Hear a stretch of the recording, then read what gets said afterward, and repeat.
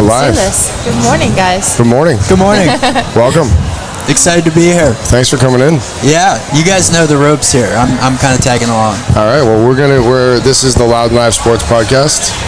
Is this your first time on? This is my first time on. I don't think you had it last time. Yeah, we're gonna do more of this. Yeah, I'm excited. We're gonna have you like a little bit of a co-host, and like you can help us with explaining the great stuff that Whoop's doing as well. And this is Will Ahmed from Whoop, founder of Whoop. That's right.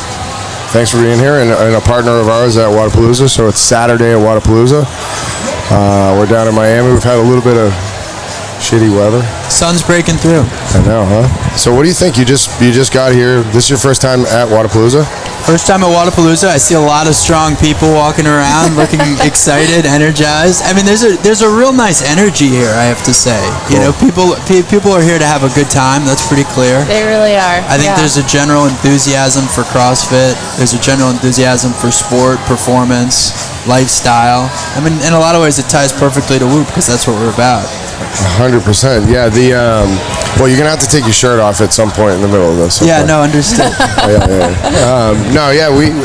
So our motto is celebrate fitness, community, and life. I think it lines up really well with what you guys are doing. Yeah, I mean, our mission at Whoop is really around unlocking human performance. Yeah. So figuring out what are all the different things that can make human beings perform at a higher level. And, you know, that combines hardware and software and analytics and understanding more about people's behaviors to ultimately provide that feedback back to an individual. Well, my behavior has been terrible this week, so we've been following mine. It's recording all your bad behaviors this week. Yeah, so I haven't had, it's telling you how badly recovered you are. I mean, I've had a Whoop a long time. I told AJ that I took it off for a while because I was tired of it telling me that I needed to sleep more, you know. Yeah, that'll happen from time to time. Whoop will scold you about your travel habits or your, you know, recent beer obsession or something. But I really feel like that's the coolest part about it is that it keeps you so accountable. Like, it doesn't lie. Like, if you stay up too long, it's going to tell you, like, nope, you weren't asleep until 12:34 a.m. And you're like, damn it, like, I was going to be in bed by, like, 9:30. And it definitely does tell you. And, like, you can feel a difference. Like, most of the times I know, like, if I wake up, if I'm going to be in the green or if I'm, like, down lower. I'm fascinated at that, honestly. And I don't want to, like, talk about the backstory and why and how he started. But seriously, I put my head down probably at, like, closer to 2 last night, you know, just catching up on some stuff, but it hit me to the minute. Like, it couldn't be more accurate. How does it do that? Yeah, so just backing up for 1 second. So what Whoop measures, right, for everyone listening for the first time, is 5 different metrics, and we collect data 100 times a second. So we collect by far the most data of any product on the market. And what that allows us to do is to really deeply understand strain and recovery and sleep. And you were just referring, and Katrin was just referring to having a low recovery score, which is this notion of from 0 to 100%, red, yellow, green, how prepared is your body today to perform? So if you're competing today in Wadapalooza, ideally you would have a green recovery and you'd be peaking. So, okay, then what does it take to make sure that you work towards having a green recovery on the right day? Well, it might be tapering how much strain you put on your body, so, you know, less exercise or less stress. It might be getting more sleep as you get closer to the event. So those are some of the actions that you can take in a very transparent way. And you were just asking about the accuracy of the product. How have we made it so accurate? A lot of it is combining different sensors and, again, collecting by far the most data of any product. So we collect about 1,000 to 10,000 times as much data as an Apple Watch or a Fitbit. Oh, wow. And then, so it's just entirely focused on your body, on health data. And that's what's made us really successful for being accurate. And frankly, just earlier this week, third-party validation came out proving that Whoop is the most accurate, non-invasive sleep monitor on the market. Wow. So we're pretty excited about that. Yeah. Well, I sometimes hate how accurate it is. You know, I asked AJ, I said I wanted to, you know, build a dashboard, which is another really cool part of it. You can kind of play with your friends. If you're an elite, you know, you really want, you know, your coaches want you on there so they can see what you're doing. But when you're not elite like me, we can, you know, especially for a weekend like this, my team is getting smashed. I want to know who's sleeping and not, you know. Yeah, that's right. But it does also reward you when you are putting in the good work and we are going to bed at a certain time. And, like, for me, I always notice, like, routine is, like, key. Yep. And that's how I feel the best. That's when I wake up and I'm having the best recovery scores, is when I am getting to bed at 9 o'clock every night, and I'm waking up without an alarm at 6:30 a.m. or 7 a.m. every morning, and I am keeping that constant, like I'm focusing on recovery, and I am eating well, and I don't drink. It's like that's when it is key, and then it does reward you with those good green ones. Yeah. Well, to your point about routine, actually one life hack for anyone listening is sleep consistency. So if you go to bed and you wake up at the same time day over day, regardless of how many hours of sleep you're getting, that consistency itself will actually give you a higher recovery. And that's been proven both in medical literature, and we've been able to demonstrate it in Whoop data, where the users who have the most consistent bedtimes and wake times, independent from actually how long they're sleeping, those people are the ones who have higher heart rate variabilities, lower resting heart rates, and faster recoveries. Really? So that's adaptation, really, right? Like, because I'm like a 1 a.m. person. I'm telling you this because some people are fascinated that I'm getting like a lot of quality out of 3.5, 4 hours of sleep. Is that what you mean? Like your body now learns that you need to grab it in that short time? Because you'll see people with, Brooke Wells will post 12 hours of sleep and she'll have 1 hour of like what looks like REM. Is that? Well, someone exercising as much as Brooke or Katrin, like, you really need a lot of time to let your body recover from that kind of muscular strain. Slow wave sleep, which is one of the periods of sleep that Whoop measures, is actually when your body produces about 95% of its human growth hormone. Is that the deep sleep? Yeah, so there's slow wave sleep and REM sleep, right? Slow wave sleep is when your body produces 95% of your human growth hormone. So this idea that you're getting stronger in the gym is actually not entirely true. You're breaking your muscles down in the gym. You're getting stronger during slow wave sleep when your body's repairing itself. And so you can imagine the effect of getting 30 minutes of slow wave sleep a night versus 2.5 hours has a profoundly different impact on your body and how fast you recover and how strong you get. I think that's important for people to remember, that you can only train as hard as you recover. The number one recovery is sleep. So you can train your ass off, but if you're not recovering, you're not building yourself up. You're actually just breaking yourself down. So with how much training we do, I think I've literally, like, my own studies have shown me like sleep is the number one key ingredient. That's obviously getting to be around a lot of athletes, like it is the number one thing in your control. Well, eating and sleeping, right? We always talk about like what you can control and can't. And that is apparent. Now, honestly, we're like into the weeds on Whoop. I think there's so many things I do want to talk about, because I think it can really, especially with this sport, it can really take this sport to another level. Because I think one of the hardest things we do here is show someone, a general sports enthusiast, what is actually happening, and I think you quantify that for the average watcher user, But tell me how you came up with all this. Like what? I've been in the office and I've seen the evolution, which is so cool. Congrats. Thank you. And I know you started this in school, in Boston at Harvard. So tell me, like, what made you want to do this? Why did you develop it? And like, what was the start of it?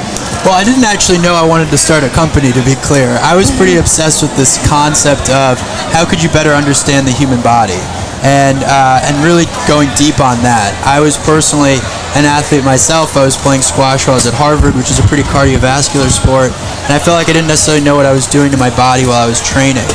So I got interested in how can you continuously understand the body to train more optimally. And that's where I got very interested in things like recovery and sleep. What does it mean to train optimally? What does it mean to overtrain, undertrain? And I did a lot of physiology research. So I read something like 500 medical papers while I was in school. And I ultimately wrote a paper myself around how to continuously understand the body. And so in 2011, I wrote a paper titled The Feedback Tool, Measuring Intensity, Recovery, and Sleep. And now, almost 10 years later, we measure strain, recovery, and sleep. So, it's been a pretty straight line in that regard in terms of what I wanted to build and what we've ultimately built. I think, like anything, you can't build something amazing in this world without a team and having phenomenal people around you. So I've been super fortunate to have amazing people on this journey with me. Like many of the folks over here at the Whoop booth. The Whoop gang over there, looking good. Everyone in pink. Yeah. Shout out Zach, taking photos here. So, we've had an amazing team. We had a real focus on physiology and on accuracy. A lot of what we do at Whoop is grounded in research. It's grounded in high performance, because we want people like Katrin to be able to say, yeah, this is the best, this is the most accurate. I know the data I'm getting from Whoop is the best. We've always wanted that from the very earliest days. And frankly, that took a lot longer. I mean, it cost a lot more. It took a lot longer as a result to bring the product to market. But now that the product's in market, it's performing incredibly well because of some of those things that we believed in the early days. So today, Whoop is about 150 people. We've raised a little over 100 million to date.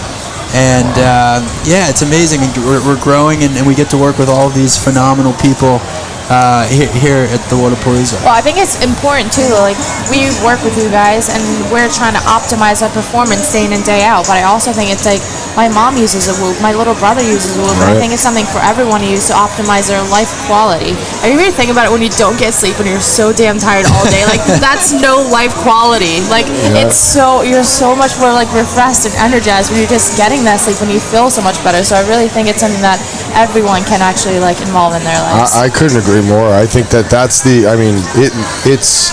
I mean, I like you. I'm all over the place. I'm traveling a lot. Like, I need your schedule looks like somebody shot holes in it, and it's you need to be on point all day, every day, right? Like, you need sleep's probably the only thing I can do for that. Coffee does not help that. I don't care what anybody says. True. Yeah. No, I think for people who are listening who are just driven in their daily lives, absolutely, they may or may not be a professional athlete, but just driven in their daily lives. What Whoop helps you do is it understands how all these little behavioral shifts can improve you, and it'll make you recognize, hey, maybe that extra glass of alcohol you don't need, or if I go to bed 30 minutes earlier, or if I read a book instead of staring at my cell phone. Like, you actually start to see all of those things show up in your Whoop data, and that in turn can inspire some behavior change. Even these like little things that actually like add up to be such big things. Yeah, I think that's right. I mean, I think optimization at any level is often just a number of little tweaks. It's not getting 20% better overnight. It's getting 1% better every day. Yeah. I talk about that all the time. Any quarter, half, or 1%, especially at. And I think those are the things that are so overlooked. Well, Katrin level is 0.5%. Yeah. They seem like such little things. So it's like, it doesn't matter if I don't do that. It doesn't matter. But then you think about all the little things that don't really matter, but really do, and like how much they add up, and then that's like a compound effect. So. Yeah. Now, Katrin, for you, what are some little things that you've tweaked about your lifestyle? So literally things like 30 minutes of sleep. Like, you're like, it doesn't matter if I like sleep 30 minutes longer or less in the morning. I can just get up early or go to bed. Like, no, it does really matter. Things like watching half of Netflix show more. Like, you're actually watching a screen and you're staying up longer. Just shut the computer, go to bed. Like you say, like, read instead of like, when I watch something, it more like wires me up, and when I read, it like winds me down a little bit. And I get to like actually, I'm very interested in like reading any kind of thing that's real, not like, but it gets me like, I don't know. Sometimes it centers me, sometimes it gets me thinking, it gets me like intrigued by it. So it's a little bit of like a me time, and that winds me down. And then other things are like. I think it's definitely on my rest days too, is making sure that I keep that strain low. How about diet? I actually haven't seen a difference with the So maybe you've got just a steady, good diet. Yeah, but my diet is pretty much the same every single day. Like, I don't really change like anything like on season or off season. There's not even a big change, or even on like candy days or not candy days. I pretty much stay, and that's like you say, with consistency. Yeah. I kind of know. I've been working with a nutritionist for almost 5 years now. And I kind of know what I'm supposed to be eating, what I'm not, like what's good for my body, what doesn't work. And I'm such a routine person when it comes to anything. And I know a lot of people, I eat the same breakfast every single morning, same lunch every single lunch, and then dinner can vary a little bit, but that's as wild as it gets. It's I'm super proud that you guys are a part of this. We met a while back, and I've seen you sort of feel this space out and then get more involved with it. And it's and I know you're a big part of the CrossFit community, which is really cool. Yeah, thank you. And we know, and now you're so embedded in it. Like, this community will chew up and spit a brand or anything out really quickly, because it's it's got to be quality. It's got to work. Like, there's no frills here. And so I think that's like really cool that, seriously, I mean, I don't. You probably know the numbers better than I do, but I'd say more than 50% of the people will walk around a place like this with a whoop on. I mean, when you come to something like this, is it just? Do you ever take a second to step back and be like, it's pretty damn cool? Look, it's amazing. I have great admiration for CrossFit as a community. It's something that really began with an email, and all of a sudden it's this global phenomenon, and you look around and you see incredibly fit people who are motivated in their daily lives, and for us, that's exactly the type of population that we want to serve.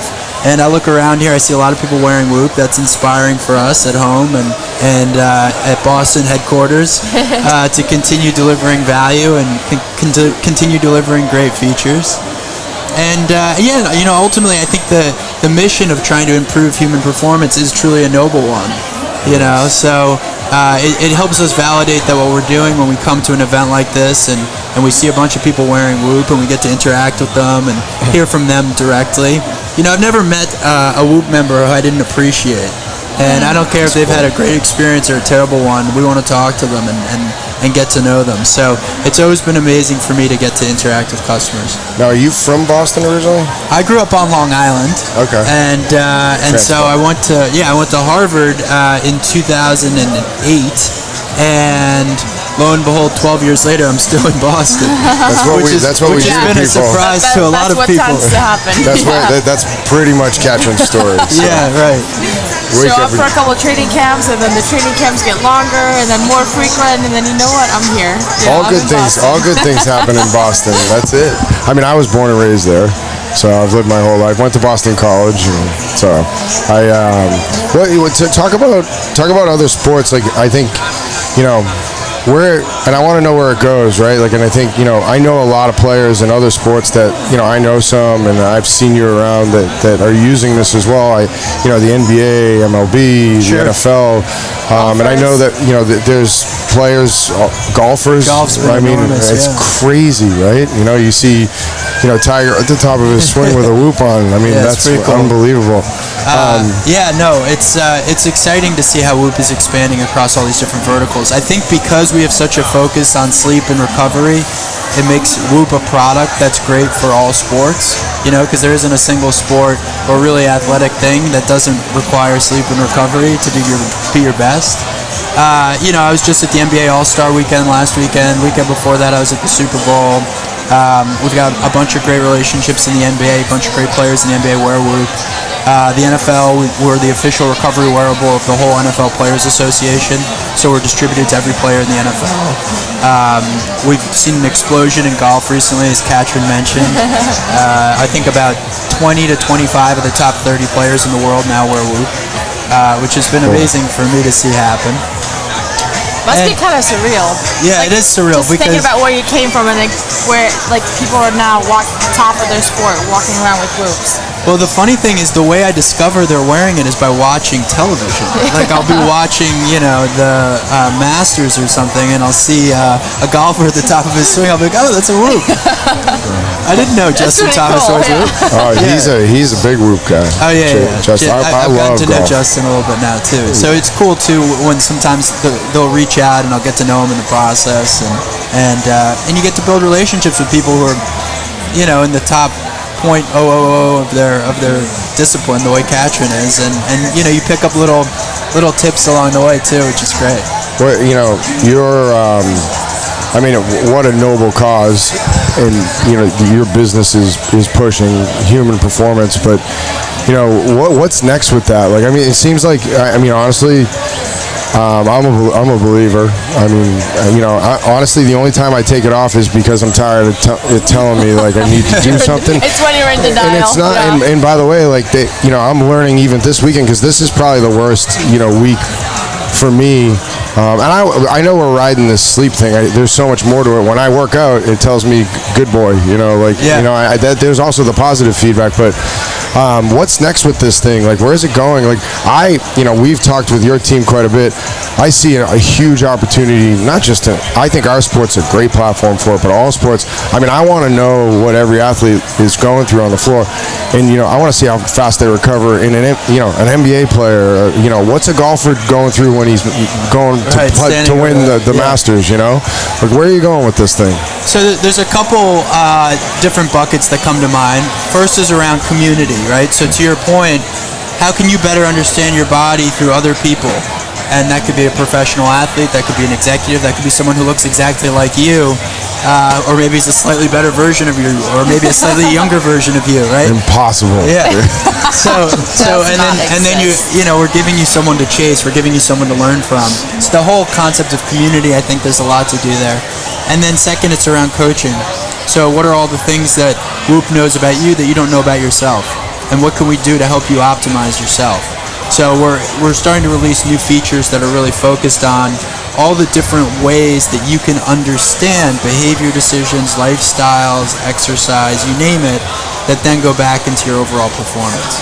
That's been really cool over the past couple of years. There's always a little bit more adding in. So it's a sleep coach. So if your Whoop kind of gets to know you, and then it's like, all right, if I need to be up at 7 a.m. tomorrow morning, like what's an optimal time for me to sleep? And then it tells you, and it knows how long it roughly takes me to fall asleep too. So it's like, you need to be in bed by now. You know, so that's really cool. And now you have a strain coach too. That's right. It's just, there's so much interesting data in that, and that it's not always even, some of it I still don't even quite know how to like use myself. But even like I can get competitive with my strain, or even things like I've learned to kind of disassociate with recovery score, because I used to take it off when I compete, because I don't want to see if I'm not well recovered, and I just need to hammer it that day. But now, like throughout the years, like even at the games, I was so interested in seeing, I was like, how am I sleeping at the games? Because I do sleep, like if I'm stressed out, I'd sleep more poorly, or if I'm not in my bed, I might sleep more poorly. So I was just interested in like, how am I sleeping? Am I getting my deep sleep? Like, is it taking me too long to fall asleep? And then what I was really interested in is like, what is my day strain at the games? Like, am I training more or less than when I like a normal training day? And it was actually, my day strain was always lower than any training games day like out of that summer. You know, one thing that's interesting that I've heard from some athletes is they'll notice that their day strain gets high when they have to do a lot of promotional stuff, or they have to spend a lot of time with fans. You know, because you're just constantly like, you know, you're signing autographs and you're surrounded by people. Have you found that at all? I haven't noticed it. I mean, I've been running around working out, so I'll do an appearance or do that, and then I'll go, I'll find a spot there and I'll go work out, and then I'll come back. So I don't know what it's loading and whatnot. Tomorrow is my first like rest day, so I'll let you know if it like locks an activity. We'll see if you do that. I threw a like 18.7 the other day, and I didn't do much. That's like a good game training. I mean, and it was literally that. It was just like running around, I swear to God, doing you guys podcasts. are probably running a marathon this weekend. It's great. What? Yeah. Can you quantify something like that? Like what? Like, so you know, people, I've seen it. You know, people that 21 is like this big number that is hard to obtain. You know what I think is the most fascinating thing? Because you know, I'm with Heber and Marston a lot, the Buttery Bros, and like they like are loving it, and their community is massive on your platform. But they're all trying to achieve that, and I'm like, do you want to achieve that? Isn't that relative too? Like, it's going to be, if someone like works out 8 hours a day, it's going to be harder for them to achieve a 21 strain than someone who's been sitting on the couch all day, right? Like, that's true in the sense that the person who is fitter is going to have to push their body even harder in order to get to a 21. Now, to be clear for people listening who don't know what we're talking about, this Whoop strain scale is on a scale of 0 to 21, and it gets exponentially harder to go up. And no one's ever gotten a 21. What is that scale, by the way? What is a 0? What's a 21? Yeah. So 0 is you're effectively asleep. You know, something like a 10 would be a medium level workout. You know, and then as you go up from there, you're talking about different forms of intensity or duration. Generally speaking, the longer you spend at higher percentages of your heart rate, the more strain you're putting on your body. Mm-hmm. Now, to your point, day strain is pretty interesting because over the course of a day, whether you're doing podcasts or you're running around or you're having stressful conversations with business or whatnot, you may be actually developing a fairly high strain that in itself actually is harder or looks harder on your body than a specific workout. And what's interesting is this can also have a profound effect on your recovery. I'll give you an example. So I ran the Boston Marathon maybe 4 years ago. And for like 2 days following that, my body was run down. So I had a red recovery. And then after that, I recovered and I was fine. About 3 years ago, we launched a new product into the consumer market, and it was the first time we allowed Whoop to be sold to consumers. And, a week leading up to this, as you guys are totally aware, you're doing press and you're getting ready for the launch, and there's, a bunch of media events and whatnot. And I was really run down. And funny enough, after launching the new product, I was like in the red or the yellow for 2 weeks. Oh, wow. So, in fact, the stress of launching a product on my body had a more profound effect than running the Boston Marathon. So that's kind of an interesting phenomenon, right? Where stress and strain are two different functions that are effectively affecting your body. And, there's a lot of different ways to think about that, but the first thing to recognize is that itself.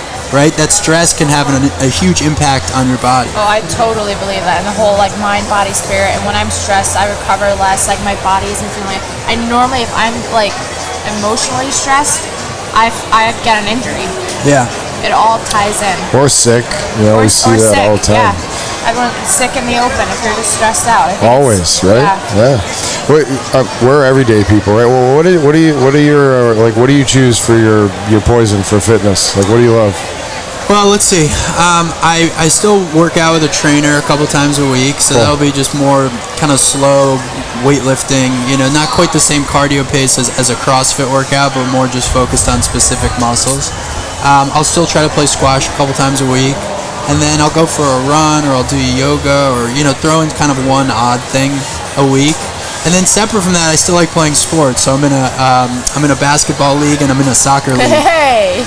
The basketball league, I'm one of the worst people. Soccer, I'm getting better at. But there is something I think to be said for playing team sports as you get older, and keeping it fun. Yeah, keeping it fun, and doing things that you find fun and things that you may be getting better at. I'm bad at both basketball and soccer relative to maybe how good I was at other sports, but it feels good to be getting a little better.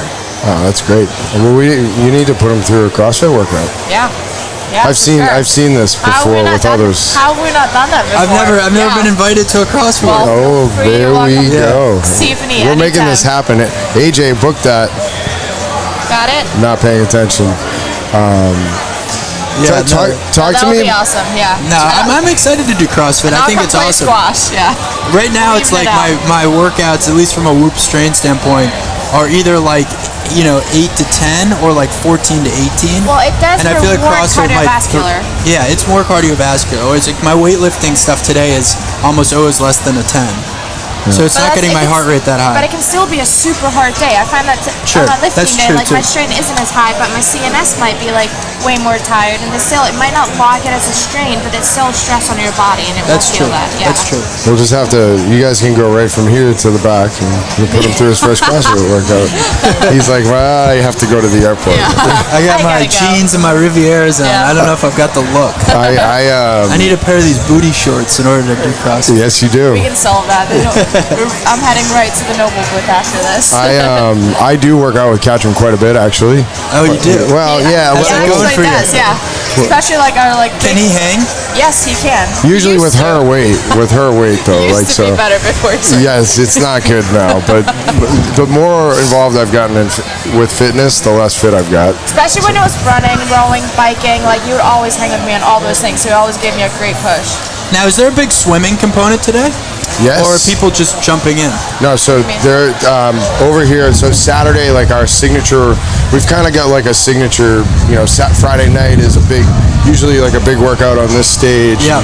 Lights flashing. Saturday afternoon is always a swim workout. So we always have some sort of swim component. So that's a tip for everybody. Yeah, so awesome. Katrin tested the swim this morning. Oh, you did? 3 times. Yeah, and she did the other day. We've been little workout. It was good. There's a lot that goes into programming something like this, and there's a lot at stake for the elites from a prize money perspective, and everybody else that's here. They take their time, they train for this. This is their Boston Marathon, right? Sure. It's the same idea. So we are constantly tweaking this current in the bay, and there's some and like wind. even just like the time and Yeah, we want to make sure they like, there's work, then there's swim, and then there's work. We don't want people to get stuck in the water and have trouble. So, and Katrin's a great swimmer, so she swam the other day, and then we tested again today just to make sure that we had the distance. I'm really just taking this as a great opportunity to practice. I can swim. I wouldn't say I swim often. I grew up swimming, so it's like one of those things. It feels a little bit like riding a bike, where it's like if you know how to swim, you can swim. 100%. Although I would doubt that like my swimming is optimal right now, just based on the fact that I haven't done it. Well, so basically what they're doing is a thing called a pistol, which is like a one-legged squat, and then throwing a 100-pound ball or a 150-pound ball, depending on your division, up over your shoulder a bunch of times, and then they're swimming, and then they're coming back and they're doing more of that. So your heart rate's probably like 160 to 170 when you're entering the water. So you're pretty amped. Yeah. And are you trying to swim as fast as possible? Well, you have more it's work pacing. when you come out. Yeah. So, like if this was me, I'd probably go like. I can't catch people on the swim. So for me, I'd have to work really hard in the first workout, but then I'd have to make sure in the first buoy that I really make sure that I'm catching my breath. So I'm not hyperventilating, catching my breath. And then I'll probably try and like kick very hard and like try and get myself in, at least not lose spots, and then I'd work really freaking hard when I got out of the water again.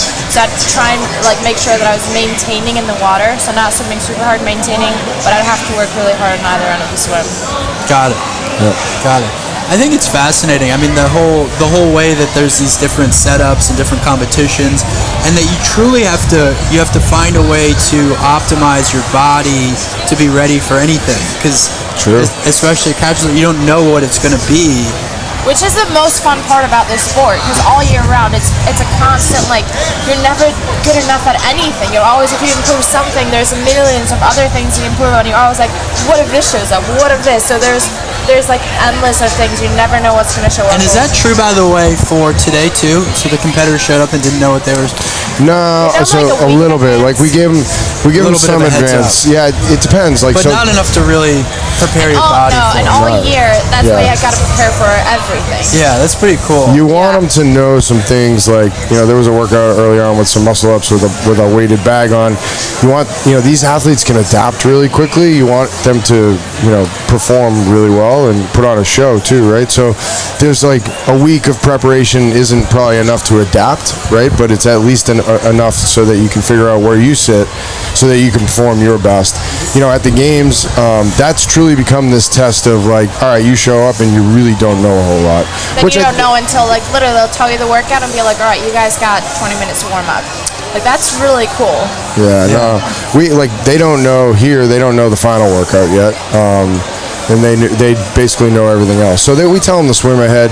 There's safety involved, but you also have to remember there's beginners, intermediate, RX, elite. We have 2,700 athletes competing. So there's people like us that are out there ready to go swim. There are people that don't swim well that. It's like their goal every year to come here and hopefully get through the swim. They train for it, so it's pretty cool. I think like a week in advance here, it gives you enough time to like strategize, prepare, like visualize. But it's like a week in advance, you should be tapered. Like, you can't get fitter. Like if you're not ready, knowing the workout isn't gonna make you ready. Like you have to put in the work like year round. And athletes that are competing now, that definitely have been training super hard for multiple years. The months leading up to this, training super hard, and they've really been trying to peak here because there is a game spot on the line and people are trying to make their first games. It's like, I remember that, like going to regionals, it's such a big deal and it's so exciting seeing people make that. So it's really cool to see people put in the work. And like now, I think it just gives them a little bit, knowing something a week in advance just gives them all right, I can prepare for this, and they show up like with a little more confidence. Yeah, I think you and you work in so many different sports with so many different athletes. I think it's interesting, like, Katrin to a runner, they'd be like, like she'll run what's your mile time? Do you even know at this point? It's like sub 6 mile, like it's... easy. I can do a sub 6 mile anytime, like repeats. The year, yeah. So, like, and they'd look at it and they'd be like, oh, that's cool, she's super fit. But she can also also like back squat a ton of weight. She can clean, 200. totally. That is true. Like for a CrossFitter, I'm a pretty fast runner, but put me against a runner, oh no, like I can't run. But the same, like for a runner, I am like so strong. But put me up against a weightlifter, and like, oh no, like she's not strong. Yeah. So it's kind of like that's kind of what CrossFit is. So like, if someone is specialized in something, they're always going to beat me. But then I want to be able to beat them in everything else. That's cool. Yeah, that's a cool phenomenon. And by the way, you look around at this audience, and it's a lot of people who look like they could do anything. Yeah. It is just looking at the body types. It is a fit crowd, yeah. I mean, it's like you do. It's interesting to come to the games or to hear and see the crowd, shirts off. Everybody's got an 8-pack. I do not, unfortunately, but it is a very good-looking crowd for sure. First thing, I do want to say before, and I know, I think, all your work in sport, and it's amazing. I think it's a testament to your product how many people that are significant in the sports world have also invested in the business, because it speaks to you as a person and to the product. And condolences on David Stern. I know you guys were super close. Yeah, that was tough. Yeah, and I know he's been a mentor of yours. I honestly, I follow you, and that super interesting to me. You have a lot of really cool relationships, and it's so genuine, man. Like I watch you travel the world, and all these guys just they love you, and it's really cool. I appreciate that, man. It's very hard to build something, I think, in this world without help and without great people around you. And fortunately, Whoop, I think, has a really compelling mission that people want to get behind. And unlocking human performance is a noble mission. But it's a pretty ambitious mission, right? Yep. And I meet a lot of young founders, entrepreneurs, and I tell them, you want to make sure the thing that you're after is actually ambitious enough so that by the time you build the thing, it'll still matter in the world. Mm. And then also, interestingly, the more ambitious the thing you're trying to create is, the more fascinating people will gravitate to it. So I think in part that's been one benefit for Whoop, is that because what we're trying to do is so ambitious, we've been able to have these amazing people gravitate to the product or the company because they want to be a part of it. It's not a little bit crazy. It's no fun at all. You have to be a little crazy, right? Yeah, yeah. That's the other thing. If everyone thinks you're onto something, you're probably going to fail. And if everyone thinks you're crazy, you might just have a chance. You might just take off soaring. Yeah. We've seen so much of it in this space. Has been an incubator, obviously. But yeah, no, you know what? Well, I want to say congrats. There's so many brands out there that do so many great things, but you're truly changing people's lives. Thank you, man. I can attest to that. Katrin can. We really appreciate you being here and taking the time, for being a partner of the event. You're adding to the event, to this community, to our lives. So thank you very much, and thanks for taking time out of your schedule to come down here. No, thanks for having me, man. We love this community. We love what you've done and what you've been able to put together. Obviously, we love Katrin, so it's amazing to be here with both of you. Thank you. Well, thanks very much. Well, we're going to go from here and show him around. Maybe we'll go show him the swim wad today. Maybe we'll throw you in. Yeah, right. We'll see how that goes. Yeah, right. Thanks, guys. Well, that's pointing at me and laughing. So that's a wrap with Will Ahmed, founder of Whoop, and Katrin Davidsdottir, 2-time fittest woman on earth from Wadapalooza. 1-time Wadapalooza champion. Yes, that's pretty relevant. We'll close with a Wadapalooza story for Katrin. You got to hear this. So this was 2 years ago, and this was when I was starting to get involved with the event. And I was Katrin's coach. Ben couldn't make it. And so my only job was just to make sure that she was warmed up, really, because in the coach an athlete like this, it's like, don't F this up, go get them. And so we're over there warming up. I'm like, I got this, and I'm like, nobody else is warming up the right way. She's doing ring muscle ups, and everybody's looking at her like weird. I was like, weird that no one's touching rings, but I'm like, all right, you ready? She's like, I'm ready. And then I get a photo on my phone. I'm over at this stage waiting for Katrin to come on the stage, and it's Katrin like this, frowning. I was so upset. I warmed her up for the wrong workout. And this is the other side of it. I think it's a bike and muscle up event, and then we're walking, and the muscle up is always at that stage, and they start walking us over in this stage. I was like, oh, maybe they hung up the rings over there. And then we get there, and I'm standing on the floor, and they're about to call us out, and there's boxes all on the floor. And I was like, oh shit. And the wrong workout. I turned to someone, I go, what's the workout? And he was like, oh, the wall ball, wall ball, box jumps, and toner bar. And I was like, but you still won. Won the workout. Still won, yeah. Won the workout. I somehow figured that out. Boom. That's how she rolls. Boom. But that's that a wrap. was one of our Still finest one. moments. Yeah. Well, That was thank you. great. It's great. Thanks for No, this has been All awesome, right, man. Appreciate Such a it. pleasure. Thank you for All having right, me. take care. Thanks, guys.